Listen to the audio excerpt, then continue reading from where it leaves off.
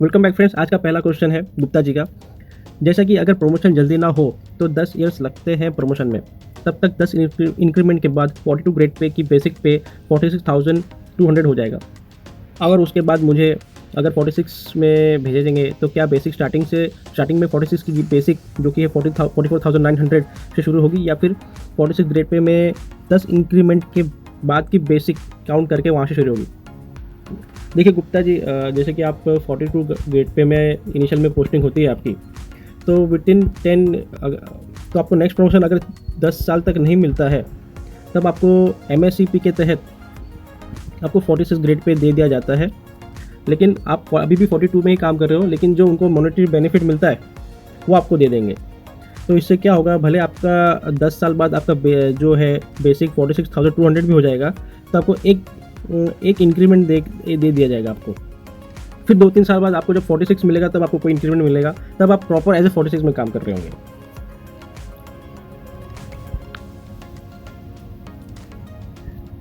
अगला क्वेश्चन है JAA salary after training allowance कौन से मिलते हैं? देखिए इनको JAA है, इनका सैलरी आफ्टर ट्रेनिंग जितने भी सारे अलाउंस मिला के 50,000 प्लस तो चला ही जाएगा आपका। और अलाउंस कौन से मिलेंगे? इनको HRA मिलेगा और ट्रांसपोर्टेशन अलाउंस मिलेगा, इसके बाद DA मिलेगा। ये 3 अलाउंस तो फिक्स है इनके भाई साहब। अगला क्वेश्चन है I salute you sir, I love you Indian railways. Love you too Gaurav ji. अगला क्वेश्चन है एक रूम में कितने कैंडिडेट होते हैं सर जी? देखिए जब मैं खुद ट्रेनिंग में था तो हम लोग दो ही जन थे, लेकिन दूसरे जो हॉस्टल थे वहाँ पे कई सारे हॉस्टल रहते हैं, एक ही नहीं होता है। वहाँ पे 4 जन भी थे और एक लोको पायलट की ट्रेनिंग चल रही थी उस समय पे, उसमें वो लेकिन बड़ा रूम था, उसमें 6 जन भी थे। तो डिपेंड करते थे साइज़ ऑफ रूम, ऐसा कोई नहीं है कि रूल नहीं कि आप एक रूम में इतने कैंडिडेट ही होने चाहिए। अगला क्वेश्चन है सर ज्वाइनिंग के बाद ट्रेनिंग में चश्मा लगा सकते हैं क्या? ये थोड़ा सवाल मुझे अजीब लगा यार। ज्वाइनिंग के बाद ट्रेनिंग में चश्मा लगा सकते हैं मतलब क्या आपका? जब आप मेडिकल आपका जब एग्ज़ाम हुआ, अगर मान लीजिए आप सेफ्टी कैटेगरी के लिए चुने गए हो, जब उनका मेडिकल एग्ज़ाम होगा, जैसे कि असिस्टेंट मास्टर हो गया, गुड्स गार्ड हो गया, अगर ग्रुप डी में है तो फिर पॉइंट्समैन, तो जब आपका मेडिकल एग्ज़ाम में आपका चश्मा नहीं रहेगा तो ट्रेनिंग में कैसे चश्मा रहेगा आपका? अगर आपका आंखों में नंबर है तो आपको मेडिकल में पता चला, क्योंकि आपके आंखों की जांच होती है वहाँ पे, मशीन से भी जांच करते हैं डॉक्टर। तो ट्रेनिंग के बाद अगर चश्मा लगा सकते हैं तो ऐसा अगर पहले से चश्मा है तभी लगा सकते हैं, अगर नहीं रहेगा तो बाद में भी क्यों लगाएंगे?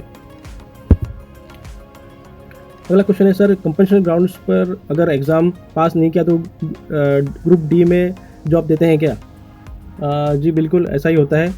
मेरे साथ एक लड़की पढ़ती थी, वो कंपैशनेट ग्राउंड में आई थी, तो वो बता रही थी कि हमसे एक एग्ज़ाम लिया गया और एग्ज़ाम पास ना करने पर उसको ग्रुप डी भी मिल सकता था।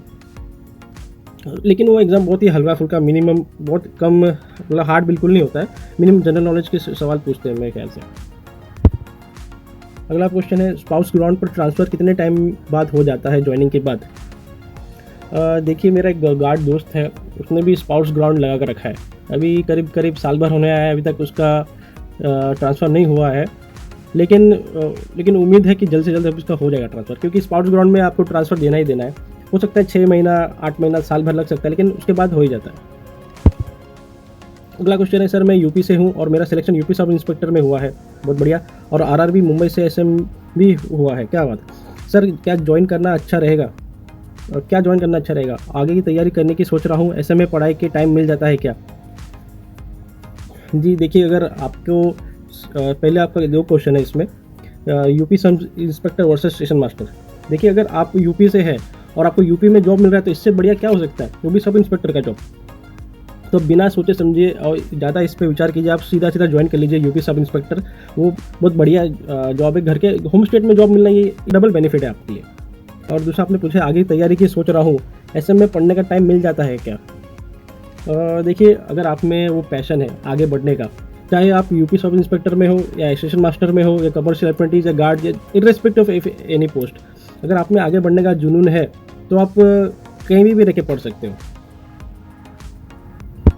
अगला क्वेश्चन है सर स्टेशन मास्टर की ट्रेनिंग में कोट एंड टाई ZRTI में देंगे क्या, या हमें लेकर जाना है?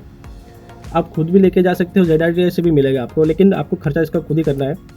और ZRTI में जरूर ऐसा नहीं कि कैंपस में ZITI के आसपास ऐसे शॉप्स ऑलरेडी बने रहते हैं, क्योंकि वहाँ पे बच्चे आते रहते हैं, उनको हमेशा खरीदना रहता है, तो वहाँ पे इजीली भी अवेलेबल रहेगा आपका, तो आपका टेंशन मत लीजिए।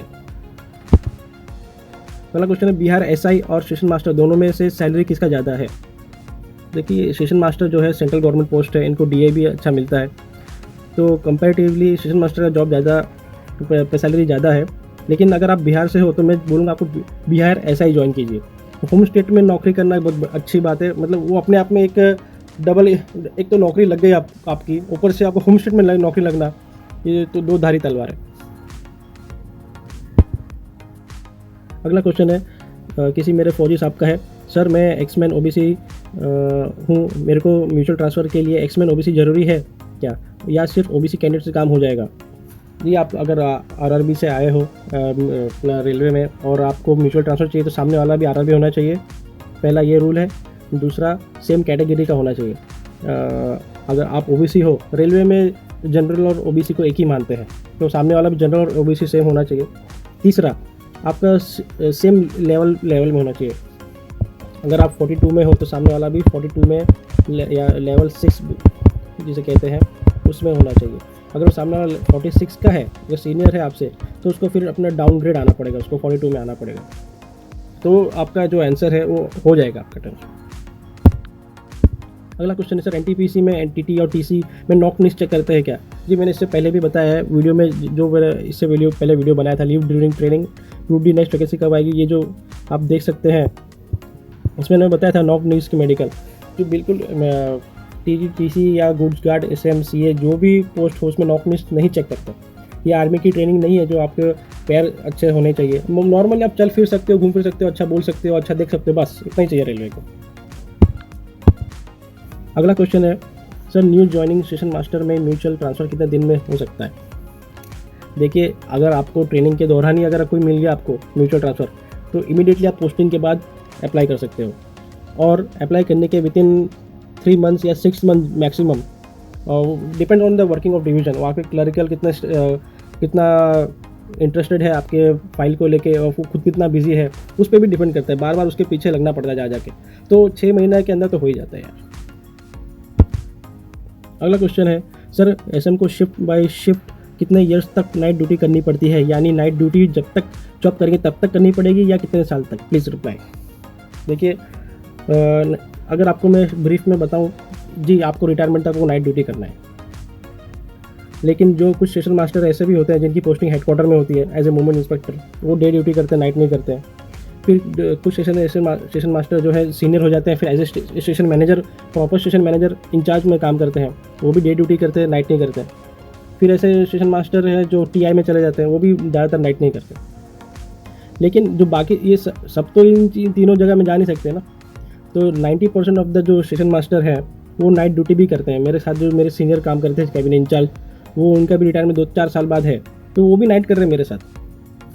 तो ये आपको अगर नाइट नहीं करना है तो आपके अंदर कुछ ऐसे सॉफ्ट स्किल्स होने चाहिए, आपको कंप्यूटर का नॉलेज होना चाहिए, तो आप जाके हेडक्वार्टर में आप रिक्वेस्ट कर सकते हो, और अगर फिर जब ज़रूरत पड़ने पे आप वहाँ पे हेडक्वार्टर में आप ड्यूटी भी कर सकते हैं।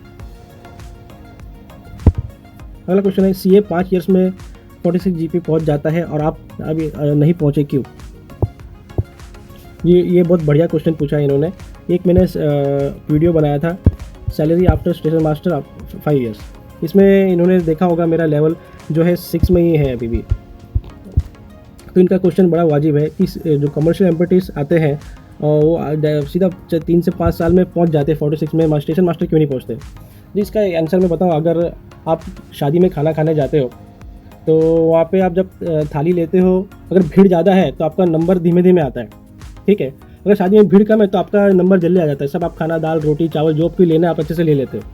इसी तरीके से स्टेशन मास्टर कैडर में स्ट्रेंथ बहुत ज़्यादा है, बहुत भीड़ ज़्यादा है इसमें, तो इसलिए इन्हें प्रमोशन धीमे धीमे मिलता है कंपैरेटिवली कमर्शियल अप्रेंटिस, जो इनमें कैडर इनका बहुत छोटा रहता है, तो इसीलिए इनको प्रमोशन भी जल्दी मिल जाता है। अगला क्वेश्चन है, JAA की ट्रेनिंग ZITI में होती है क्या? जी बिल्कुल, उनकी ट्रेनिंग भी ZITI में ही होती है। Sir colour blind B2 medical fit और अनफिट? जी B2 मेडिकल में कलर ब्लाइंडनेस फिट है, जितने भी कमर्शियल के जॉब है, कमर्शियल अप्रेंटिस से लेके CCTC तक, ये सब B2 में आते हैं और इनमें कलर ब्लाइंडनेस चलता है। अगला क्वेश्चन है, सर हमारे कान का ऑपरेशन हुआ है बट हमारे कान में अभी कोई प्रॉब्लम नहीं है, तो क्या हम रेलवे मास्टर बन सकते हैं क्या? प्लीज़ आंसर दीजिए। जी बिल्कुल आप बन सकते हो, अगर आपको अभी कोई प्रॉब्लम नहीं है। मैं इनको उन लोगों को भी ये बताना चाहता हूँ जिनका भी पैर टूट गया है, कभी किनका ऑपरेशन हुआ है, कभी कुछ हो गया है, अभी आप नॉर्मल हो, अच्छे हो, आपको कोई प्रॉब्लम नहीं है, तो आपको मेडिकल में भी कोई प्रॉब्लम नहीं होगी। हाँ ये बात है कि डॉक्टर को आपको सामने से जाके नहीं बताना कि सर मुझे पास्ट में ये ऐसा हुआ था मेरे साथ। वो खुद ही इतने समझदार है, आपको जो पूछेंगे बस उतना ही बताना है। अगला क्वेश्चन है, सर CCTC और SM की जॉब नेचर को देखते हुए कौन सा पोस्ट बेस्ट है? CCTC लेवल 3 का पोस्ट है और SM 42 लेवल 6 का पोस्ट है 42 ग्रेड पे में, तो उनका तो कोई कंपैरिजन ही नहीं है। तो आपको अगर दोनों में से चूज़ करने मिलता है तो आप SM में ही जाइए। अगला क्वेश्चन है, ब्रो स्टेशन मास्टर को होम पोस्टिंग मिलता है क्या? जी सर बिल्कुल ज़रूरी नहीं आपको होम पोस्टिंग मिलेगा, ये डिपेंड करता है आपने कौन सा RRB से अप्लाई किया है, उस RRB के अंदर कौन सा डिवीज़न आता है, उस डिवीज़न के अंदर आपका घर आता है क्या। तो आप अप्लाई करने से पहले देखिए आपको कहाँ पोस्टिंग चाहिए, उस हिसाब से आपको मैनेज करना पड़ेगा। अगला क्वेश्चन है, सर स्टेशन मास्टर का काम क्या होता है? जिसके मैंने और इसके बारे में मैंने वीडियोस ऑलरेडी बना रखा है, फिर भी मैं आपको ब्रीफ में बताऊँ कि जो भी स्टेशन मास्टर रहता है उनका काम होता है ट्रेन की पंक्चुअलिटी मेंटेन करना, गाड़ी स्टेशन का साफ सफाई का ध्यान रखना, दूसरे डिपार्टमेंट से कोऑर्डिनेशन करके काम करना, ब्लॉक देना और पब्लिक का कंप्लेन लेना, उनको सॉल्व करना जल्द से जल्द। इसके अलावा स्टैंडिंग कराना, स्टाफ मैनेजमेंट, मल्टीटास्किंग काम होता है बेसिकली।